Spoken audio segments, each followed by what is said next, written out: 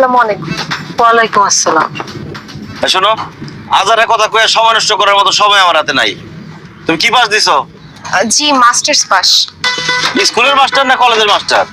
না, আমি তো বলছি মেয়ে এখনো চাকরি করে না, তা কি প্রাইভেট পড়াও? জি না, মাস্টার না, মাস্টার্স পাস। অনার্স পাস করার পরে মাস্টার্স পাস করে। ও আচ্ছা, দেশের শেষ পাসটা করছো তুমি? তাহলে তো খুবই ভালো। ওরাও তোমার একটা কথা কয়ে রাখি আমি, টাকা পয়সার আমার কোনো অভাব নাই, আমার প্রচুর টাকা। দুই হাতে উড়াইও টাকা শেষ করতে পারবে না তুমি, কারণ আমি টাকা তোমার উড়াইতেই দেবো না। আমার টাকা অনেক আছে, কিন্তু অপচয় আমি একদম পছন্দ করি না। আমার একটা শর্ত, আমার বাচ্চা কাচ্চা লাগবে সব শিক্ষিত। এর লেগে আমি একটা শিক্ষিত বউ চাইতেছি। কথা কি ক্লিয়ার? জি, আমারও একটা কন্ডিশন আছে। আমি রিসেন্টলি বিসিএস ভাইবা পরীক্ষা দিয়েছি। বুঝতেছিস কিছু? না, বাদর সব বুঝতেছি। যদি বিসিএস এ টিকে যাই, আমি জবটা করতে চাই। আপনারা টেনশন করবেন না, বিয়ের পরে আমি ওয়ার্ক লাইফ ফ্যামিলি লাইফ দুইটাই মেনটেন করে চলবো।